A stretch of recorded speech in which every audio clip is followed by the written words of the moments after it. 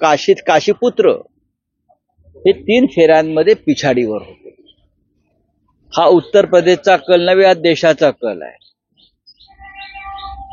साधारण 2 वाजता चित्र स्पष्ट होईल. या क्षणी इंडिया आघाडी ही झपाट्यानं पुढे जाते. जे एक्झिट पोलचे आकडे तुमच्या समोर आले होते ते पार करून इंडिया आघाडी ही खूप पुढे गेलेली आहे. माझ्या आकलनानुसार काँग्रेस पक्षाला 150 जागा मिळतील. काँग्रेस पक्ष 150 पर्यंत पोहोचतोय. जो काँग्रेस पक्षाला 50 जागाही मागच्या लोकसभेत मिळाल्या नव्हत्या, तो 150च्या पुढे जाऊ शकेल असं चित्र मला देशामध्ये दिसतंय. काँग्रेसने 150 जागांपर्यंत पोहोचणं म्हणजे नरेंद्र मोदींचा निरोप समारंभ पूर्ण झाला असं मी समजतो. आणि जे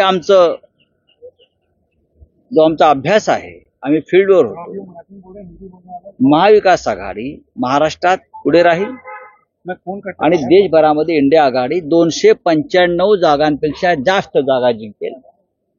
कोणत्याही परिस्थितीमध्ये जे एनडीए म्हणताय तुम्ही भाजपच्या नेतृत्वाखाली, त्यांना बहुमत मिळेल असं मला दिसत नाही. पण अद्याप या सगळ्या गोष्टींवर चर्चा करण्यासाठी वेळ आहे.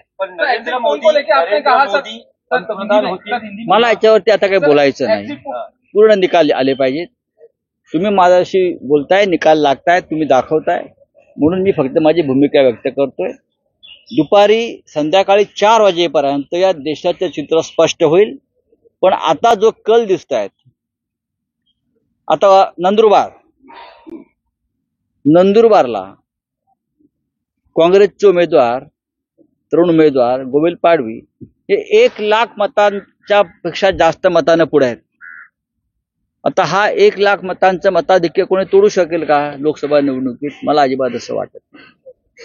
नाशिकला शिवसेनेचे उमेदवार राजाभाऊ वाजे हे जवळजवळ 80,000 मताच्या मताधिक्याने पुढे गेलेले आहेत. त्यांचं मताधिक्य कोणी पुढे तोडू शकेल का? मला अजिबात वाटत नाही.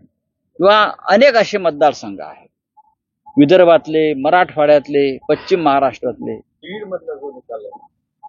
बीडमध्ये माझ्या माहितीप्रमाणे महाविकास आघाडीचे उमेदवार बजरंग बाप्पा सोनवणे यांनी आघाडी घेतलेली आहे. पण अजून अनेक गोष्टींना मत व्यक्त करण्यासाठी वेळ लागेल. पण मी इतकंच सांगेन, महाराष्ट्रामध्ये महाविकास आघाडी आणि देशामध्ये इंडिया आघाडी ही पुढे राहील आणि 4 वाजता चित्र स्पष्ट होईल. या देशामध्ये सरकार कोण बनवत आहे आणि प्रधानमंत्री कोण होत आहे.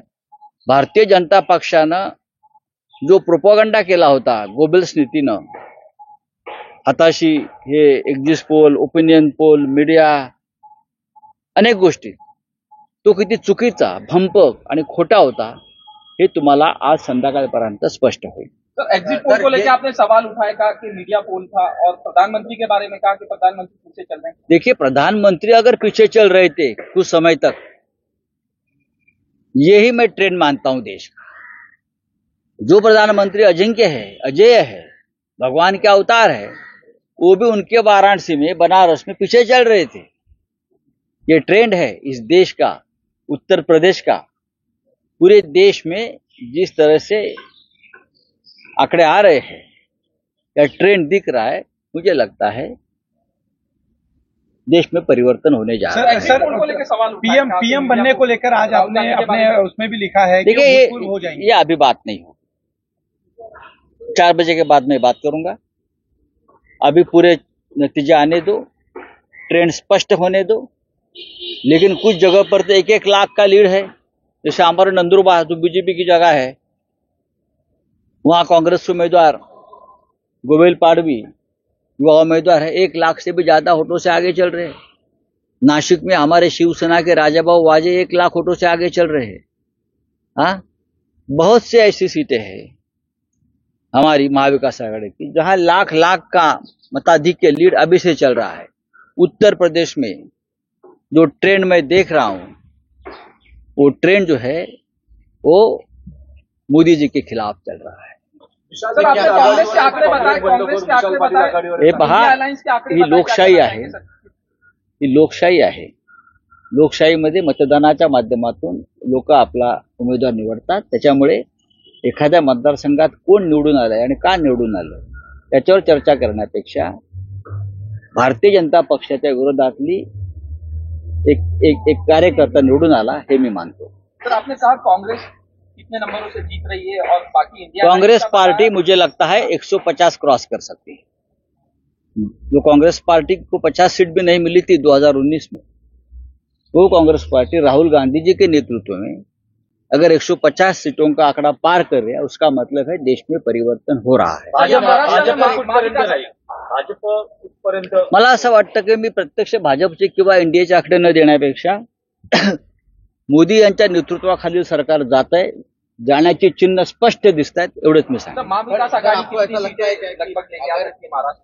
मैंने कहा ना 30+,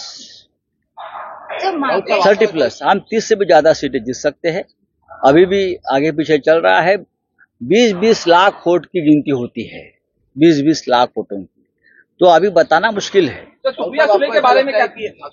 सुप्रिया सुले जी 1.5 लाख वोटों से जीत रही है. आपको ऐसा लगता है कि अगर कांग्रेस पार्टी जैसा आप कह रहे हैं कि 150 से ज्यादा सीटें आती है और इंडिया गठबंधन की सरकार बनती है तो राहुल गांधी ने क्योंकि वो हमेशा ये देखते हैं कि वो मैंने इतना ही कहा है, पूरे देश में जो इंडिया गठबंधन को सक्सेस या यश मिल रहा है उनके कर्ता धर्ता राहुल गांधी जी है. तो राहुल गांधी जी के नेतृत्व में सभी नेता थे. जैसे महाराष्ट्र में उद्धव ठाकरे जी है, तेजस्वी यादव जी है, अखिलेश यादव जी है, ममता जी है, हाँ सभी नेता हम एक साथ रहे, हमने एक साथ काम किया. शरद पवार साहब है, लेकिन राहुल गांधी ने जो तूफान खड़ा किया, जो आंधी खड़ी, आप उसका परिणाम देख रहे हो कि कांग्रेस ने 150 सीट तक अपनी छलांग मारी है.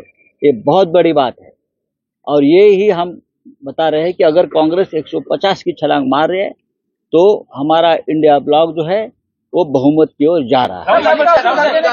ये मान ले अगर इंडिया अलायंस सरकार में आती है तो राहुल गांधी पीएम बन सकते हैं. राहुल गांधी देश के नेता है और राहुल गांधी मोदी जी से भी लोकप्रिय है, इतना मैं कहूंगा. Thank you.